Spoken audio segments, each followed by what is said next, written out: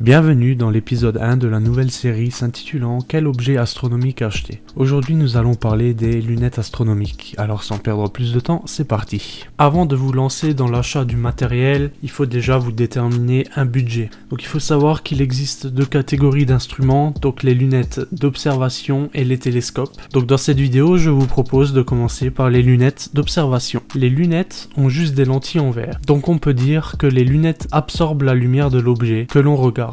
La lunette astronomique peut également être appelée la lunette de Kepler.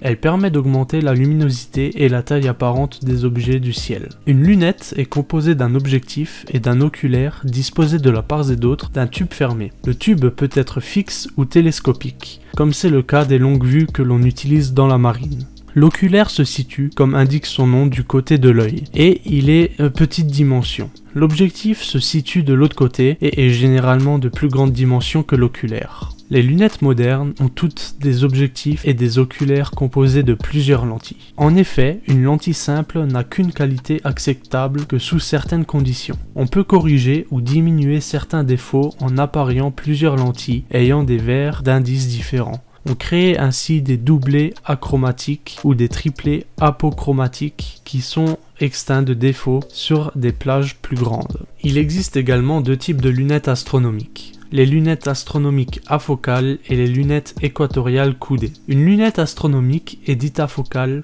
lorsque le foyer image de l'objectif est à la même position que le foyer objet de l'oculaire. L'objet observé se trouvant à l'infini, son image se trouve dans le plan focal image de l'objectif. Or, le plan focal image de l'objectif est aussi le plan focal objet de l'oculaire. L'image fournie par celui-ci se trouve à l'infini. Un œil humain parfait étant fait pour observer un objet situé à l'infini, il n'accommode pas lorsqu'il observe une image à travers une lunette astronomique afocale. Les myopes et les hypermétropes compensent par un réglage oculaire. Les lunettes équatoriales coudées sont des modèles particuliers de grandes lunettes astronomiques mises au point en 1871 par l'astronome Maurice Levy. Ce type d'instrument devrait permettre de construire de grandes lunettes sans avoir les inconvénients liés à la flexion des longs tubes en ajoutant un point d'appui en son centre. Cependant, il fallait donc ajouter deux miroirs au dispositif. Le faisceau optique forme deux angles droits avant d'arriver dans l'oculaire, ce qui pouvait nuire à la qualité des images. En revanche, un des avantages non éligibles des lunettes équatoriales coudées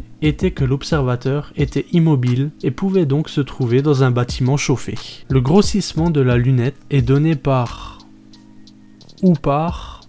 et l'angle sous lequel on voit l'image finale au travers de la lunette et l'angle sous lequel on voit l'objet à l'œil nu. Pour l'observation des objets célestes, on peut considérer que les angles sont petits et ainsi on a alors le grossissement de la lunette est calculé en divisant la distance focale de l'objectif par celle de l'oculaire. La lunette astronomique est pratique pour observer les objets du ciel nocturne tels que la lune et les planètes. Donc on se retrouve tout de suite sur mon navigateur internet pour vous donner quelques exemples de bonnes lunettes astronomiques à petit budget. Donc voilà, on se retrouve sur mon navigateur, donc on va aller sur Optique Unterlinden et donc ici vous voyez tout de suite qu'on a un onglet télescope, un onglet lunettes astronomiques, des montures, les accessoires, les jumelles, les pièces détachées, les promotions, etc. Donc pour cette vidéo, nous c'est lunettes astronomiques qui nous intéressent. Donc vous voyez également que dans lunettes astronomiques vous avez plusieurs sous-onglets si on peut dire ça comme ça. Donc vous avez des lunettes d'initiation, les lunettes complètes, les tubes optiques de lunettes, les lunettes astrophotographes et les lunettes observatoires solaires. Alors nous ce qui nous intéresse donc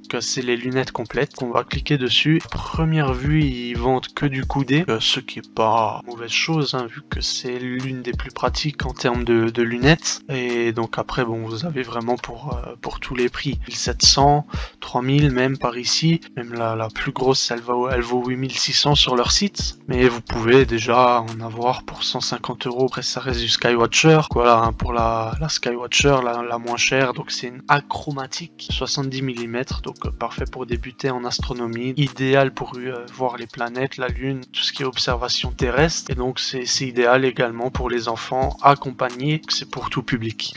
Si on va voir à peu près la plus chère, donc là déjà c'est une AZ Q6, hein, donc c'est déjà très haut niveau, c'est un grand diamètre, c'est polyvalent pour l'observation visuelle et pour faire de l'astrophoto, donc c'est de l'objectif doté d'un triplet apo plus correcteur en sortie, c'est idéal pour la photo du ciel profond avec un rapport focal à f7, donc il y a des portes oculaires 3 inclus, et c'est une monture équatoriale allemande et azimutale. Donc ensuite là vous voyez, vous descendez un peu, vous avez le contenu du pack, donc là vous avez la monture, vous avez les contrepoids et bien évidemment vous avez la lunette, et donc ici après vous avez la description du produit, tout ce qu'il faut savoir sur le produit. Voilà, là vous avez une photo de la monture, pour le visuel et l'imagerie, donc là ça vous explique un peu l'astrophoto, les nouveautés, etc., etc. De toute façon je vous mettrai du coup le lien d'Optic Under Linden pour les lunettes en description, comme ça vous n'avez pas besoin de vous chercher, vous avez juste à cliquer sur le lien. Donc après oui, c'est à vous de checker ça en fonction de votre budget, en fonction de ce que vous voulez, en fonction de ce que vous souhaitez faire.